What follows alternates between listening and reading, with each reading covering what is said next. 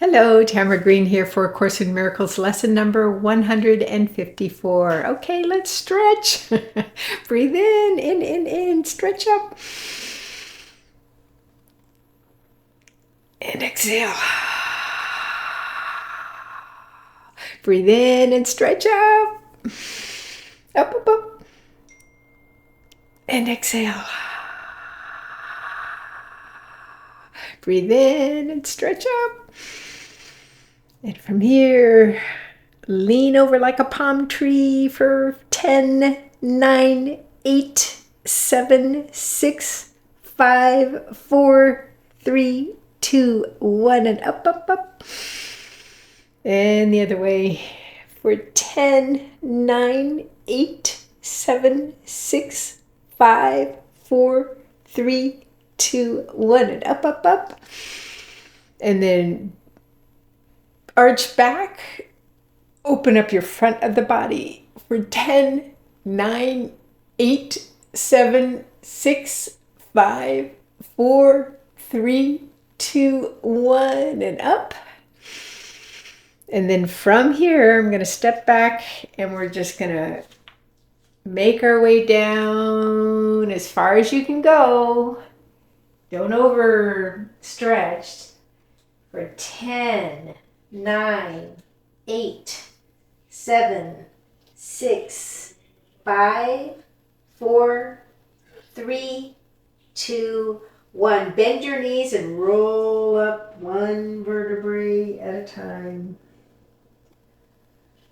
And round the shoulders as you come back up. And shake all that out. Oh, I love that. It always feels so good to open up the whole body from head to toe. That's great. 154. I am among the ministers of God. Let us today be neither arrogant nor falsely humble. We have gone beyond such foolishness. We cannot judge ourselves, nor need we do so. These are but attempts to hold decisions off and to delay commitment to our function. It is not our part to judge our worth, nor can we know what role is best for us. What we can do within a larger plan we cannot see in its entirety. Our part is cast in heaven, not in hell. And what we think is weakness can be strength. And what we believe to be our strength is often arrogance. Whatever your appointed role may be, it was selected by the voice for God, whose function is to speak for you as well. Seeing your strengths exactly as they are and equally aware of where they can be best applied for what, to whom, and when, he chooses and accepts your part for you. He does not work without your own consent, but he is not deceived in what you are and listens only to his voice in you. It is through his ability to hear one voice, which is his own, that you become aware at last there is one voice in you, and that one voice appoints your function and relays it to you, giving you the strength to understand it, do what it entails, and to succeed in everything you do that is related to it.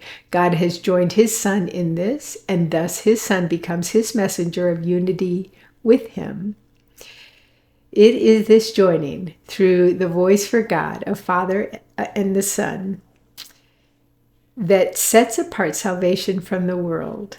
It is this voice that speaks of laws the world does not obey, which promises salvation from all sin, with guilt abolished in the mind that God creates sinless. Now his mind becomes aware again of who created it and of his lasting union with itself.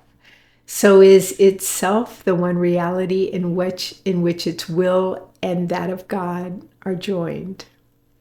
A messenger is not the one who writes the message he delivers, nor does he question the right of him who does, nor ask why he has chosen those who will receive the message that he brings. It is enough that he accept it. give it to the ones for whom it is intended, and fulfill his role in its delivery.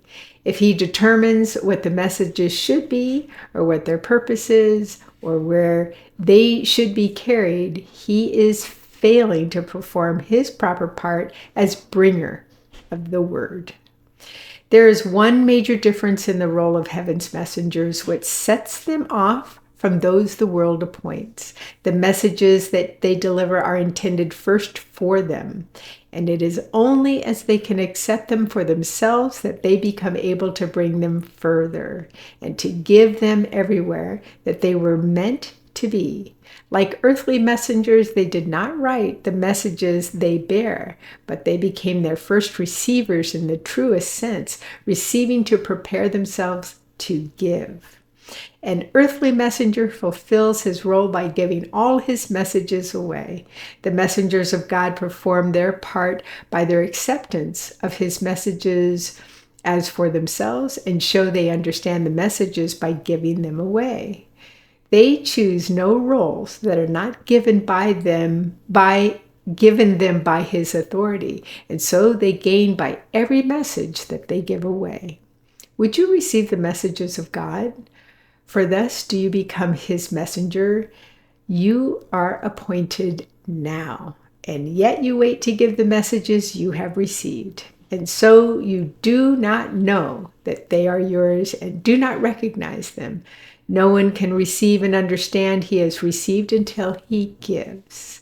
For in the giving is his own acceptance of what he received. You are now the messenger of God. Receive his messages, for that is part of your appointed role. God has not failed to offer what you need, nor has it been left unaccepted. Yet another part of your appointed task is yet to be accomplished. He who has received for you the messages of God would have them be received by you as well. For thus do you identify with him and claim your own. It is this joining that we undertake to recognize today. We will not seek to keep our minds apart from him who speaks for us, for it is but our voice we hear as we attend him. He alone can speak to us and for us, joining in one voice, the getting and the giving of God's word, the giving and receiving of his will. We practice giving him what he would have, that we may recognize his gift to us. He needs our voice, that he may speak through us. He needs our hands to hold his messages and carry them to those whom he appoints. He needs our feet to bring us where he wills, that those who wait in misery may be at last delivered. And he needs our will united with his own, that we may be the true receivers of the gifts he gives. Let us but learn this lesson for today. We will not recognize what we receive until we give it. You have heard this said 100 ways, 100 times, and yet belief is lacking still. But this is sure, until belief is given it, you will receive 1,000 miracles and then receive 1,000 more, but will not know that God himself has left no gift beyond what you already have. Nor has he denied the tiniest of blessings to his son. What can this mean to you until you have identified with him and with his own? Our lesson for today is stated thus: I am among the ministers of God, and I am grateful that I have the means by which to recognize that I am free. The world recedes as we light up our minds and realize these holy words are true. They are the message sent to us today from our Creator.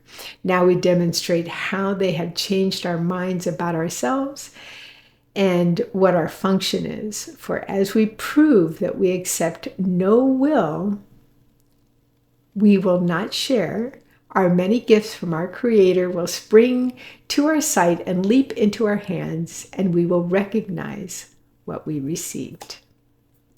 So 154 is, I am among the ministers of God. Yes, yes, I am, and yes, you are. Very true. And it's when I was guided to do this daily lesson of A Course in Miracles,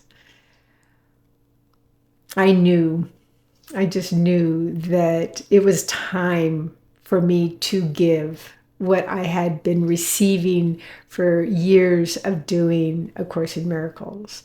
I had just soaked up the lessons, embodied the lessons, practiced the lessons, talked about the lessons too to others, but I really took it all in and I gained so much benefit that I knew it was time for me to give this to you, all of you that are listening. And what a gift. What a gift it is for me to give this to you, these beautiful messages of love every day. So thank you for being on the receiving end of God's gift to me and my gift to you. Thank you so much for being on the receiving end. I'm deeply grateful. Okay.